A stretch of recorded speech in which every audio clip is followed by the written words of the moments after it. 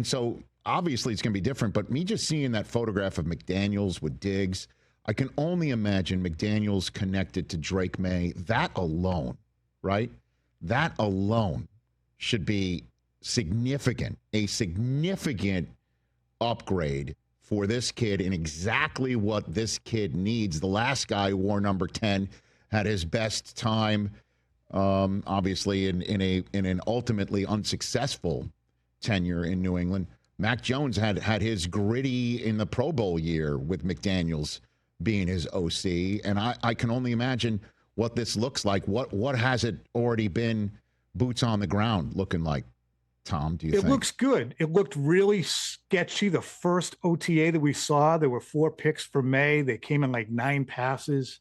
It looked like he was thinking a lot. He was hesitant. His fundamentals weren't good. And then the next 2 we saw, and then these 2 days of minicamp, he's looked much, much, much better. And I think that's incrementally what you're going to see. And, we asked McDaniels about that 4-pick day and said what you would expect a coach to say in May. Every play is good. The good ones are good because they're good. The bad ones are good because it's given us an opportunity to learn something. And you can see that May from last year at this time until training camp, he made massive progress. And just in these 3 weeks, he's made progress. They have better players around him. They have a better offensive line, on paper at least. It should just be exactly what you would hope for May.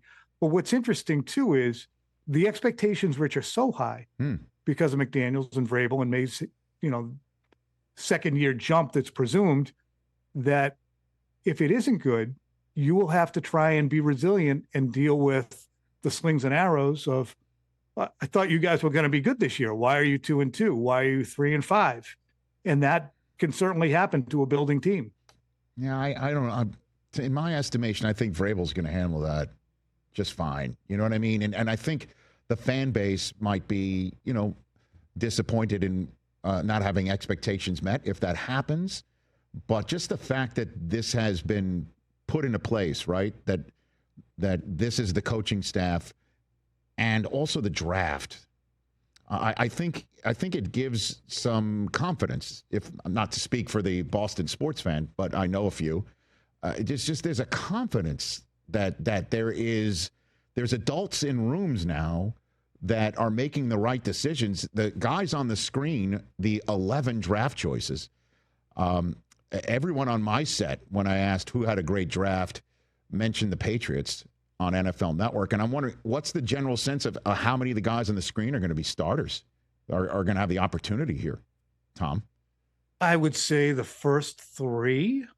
Campbell. And we're also seeing, where's our guy Chase on? Is he on there? On Chase on? No, he's not on there. No, I would say the first 3. Campbell is entrenched there at left guard. Travion Henderson is definitely trying to, I think, fit into the Josh McDaniels third down back role. Like James White, like a James White role? Is that what you're saying? Yeah, he's looking like a Jimmy White, a Kevin Falk. And that's great, but he is bigger than James White. He's a better runner than James White was. Yeah, right. He could be more Rex Burkheady and have that role because you still have Stevenson, who's a good player, and Antonio Gibson, I think, had a really good year last year. So they have a running back stable. They have a slot receiver. They have multiple slot receivers that can get available in the middle of the field. This kid, Efton Chisholm III, I think it was Eastern Washington. He was undrafted. He's ridiculous. Every single practice, to the point where we get the blowback from our local media who's not there on the radio. Oh, who's your little hero this year? Who's your little pet guy? It's Efton Chisholm III. And I'm like, he's really friggin' good. Why don't you guys come down here? We're doing all the work. Come down here and watch for a minute instead of sitting there back there and taking our work and making fun of it. Yeah, let's get involved in the Boston media. Yeah, make the sausage with us. It's exactly where I want to be, right in the middle of that. Oh, the Chisholm. No, but there's optimism, man. That's there should be. And you know what?